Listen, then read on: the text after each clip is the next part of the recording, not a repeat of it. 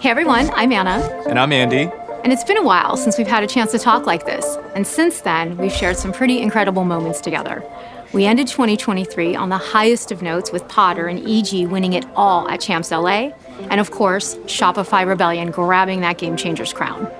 Earlier this year, we added some additional firepower to the Valorant arsenal with the Outlaw. We welcomed our death-defying, literally, Scottish controller Clove into the game. Sentinels took the Masters Madrid win.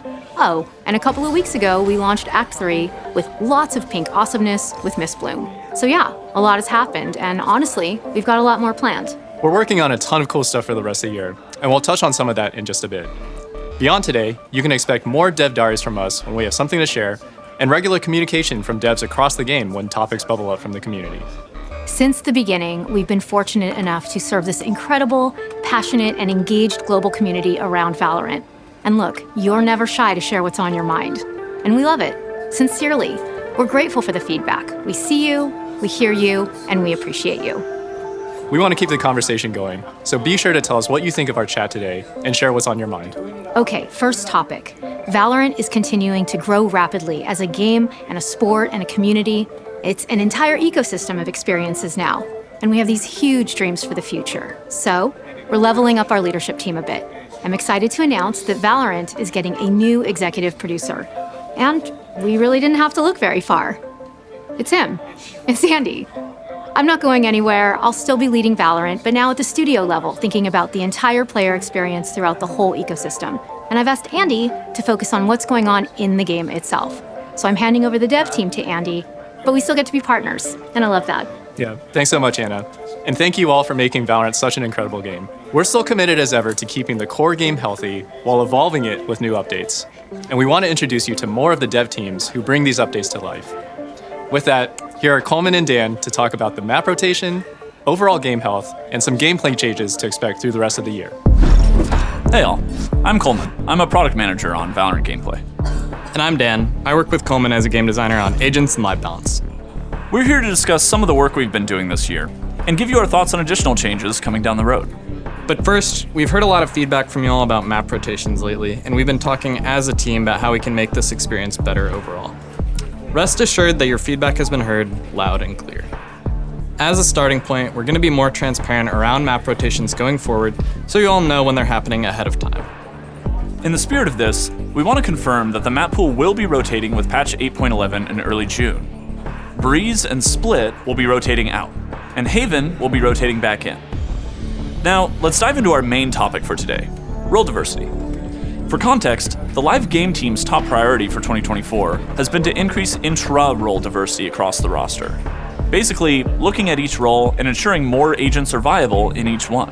And promoting role diversity sometimes means toning down the power of an agent whose dominance prevents other agents in that role, or even other roles entirely from getting picked. That was the reasoning behind our changes to Skye and Viper earlier this year. On the other side of things, often this can mean we also have to give a little bit of power back to weaker agents within a role, like Chamber, Deadlock, or Gecko.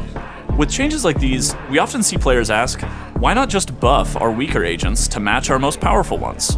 And we hear you. Buffs are fun. But there are two main reasons why we don't focus on buffing weaker agents as our primary balancing approach.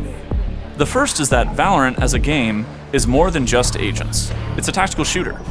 The Valorant experience is a balancing act between agent utility, lethal gunplay, and tactical map design.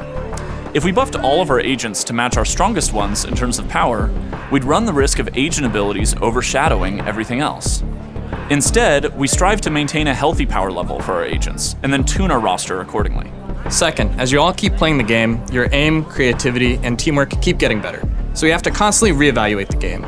For example, Jett from the open beta would be an absolute terror if she was unleashed on Valorant in 2024. And back then, she was widely considered underpowered. So you have to ensure we're maintaining that balance while also keeping up with the community. None of this is to say we won't ever buff agents. In fact, we'll talk about some buffs in a minute. But nerfing agents is also a very important responsibility of ours. It ensures that Valorant will still feel like Valorant for years to come. Okay, let's talk about some balance changes that you'll be seeing very soon. In early June, with patch 8.11, we're shifting our focus to the duelist role. Over time, we've seen pick diversity decline among duelists, especially in higher skill and pro play brackets. So, we'll be shipping some nerfs to Raze, focused on her satchel mobility, as she's been an overly dominant pick in this space. And as for buffs, we see several candidates who have an opportunity to be more relevant in the current meta. ISO, Neon, and Reyna. Don't worry, we'll explain that last one. Yeah, for ISO and Neon, we're leaning into strengthening what makes them unique. Namely, we'll be adjusting ISO's shield paradigm and Neon's slide, as well as some small other tweaks. And for Reyna, we know she's quite strong in ranked, but she actually struggles in more coordinated team play. So her changes aim to improve her viability in those team environments like Premier and Pro, while also reducing some of her current rank strengths. These balance changes in 8.11 will most likely be the last significant ones you see from us until after Champs. We want to make sure that pro teams have plenty of time to get used to these changes after Masters Shanghai and adjust accordingly.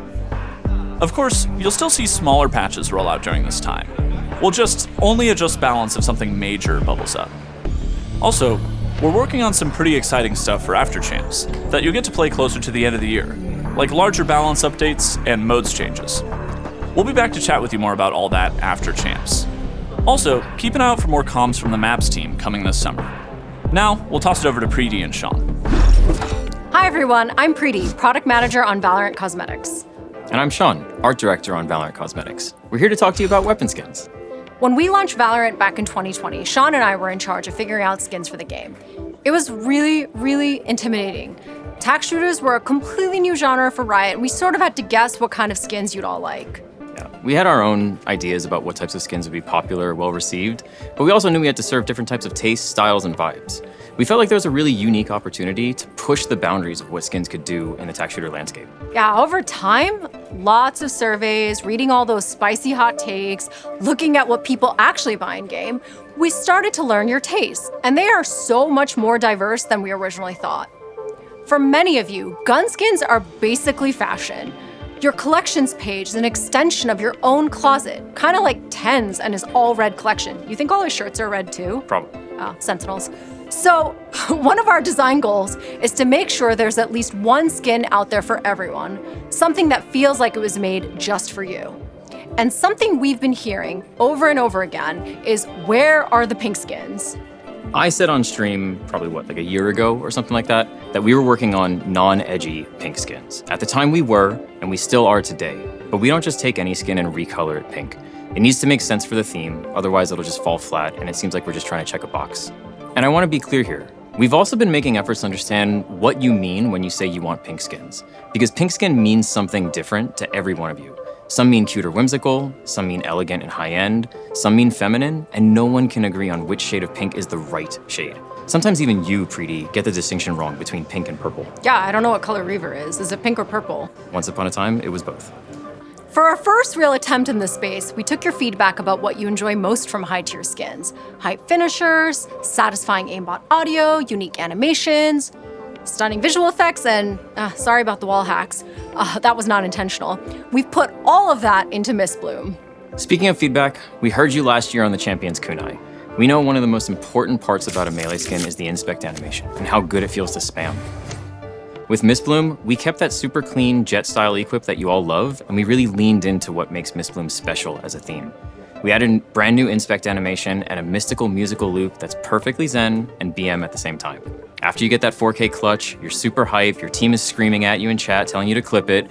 We know that you want to add a little bit of style to that play, and we know that the inspect should be really satisfying for that.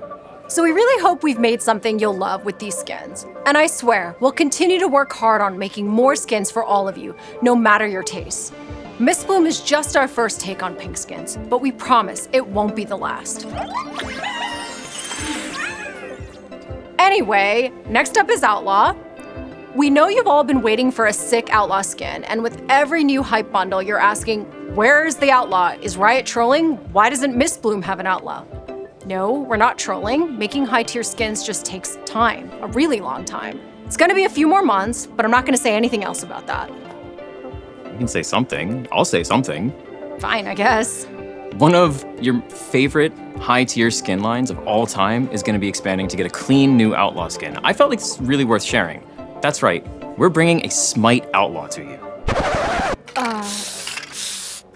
No, Sean, we scrapped that idea. We're actually doing the other one, the one that people actually want, not the night market meme, not the one that you bought just to troll me. Okay.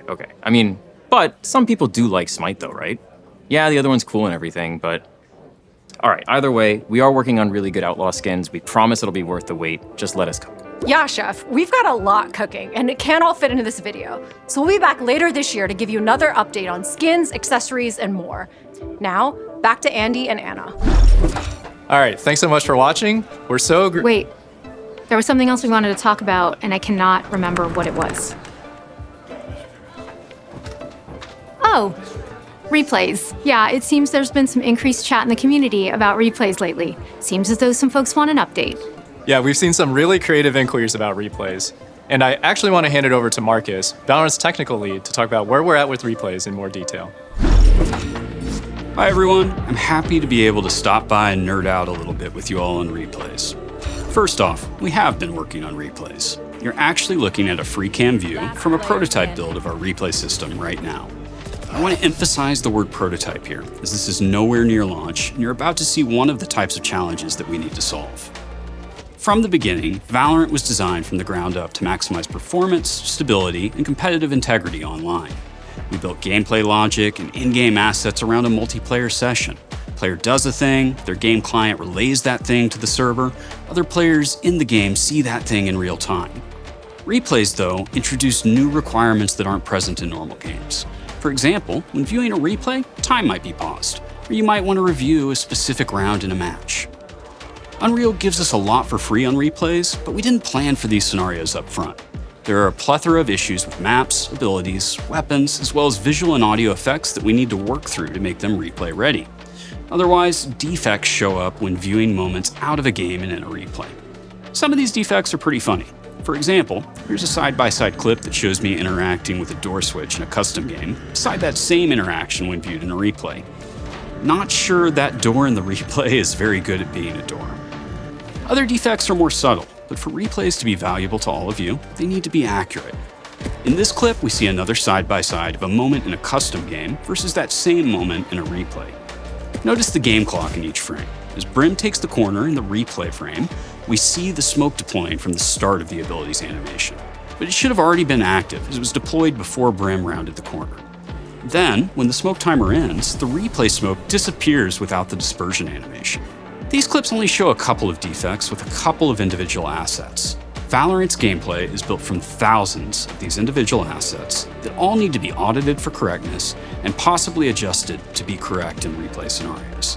And we need to do all of that work without breaking anything in the live game. So yes, we're taking our time to make sure that we get it right. Now, back to Anna and Andy.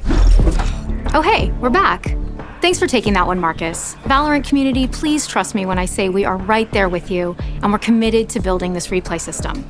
We'll give you all another update on replays when there's more to share in the future. We know you've all been more than patient with us on this issue, and we thank you for that. We will get there. All right, that's it for today. Thanks again for watching, and we'll be back a bit later this year. Thanks, everyone.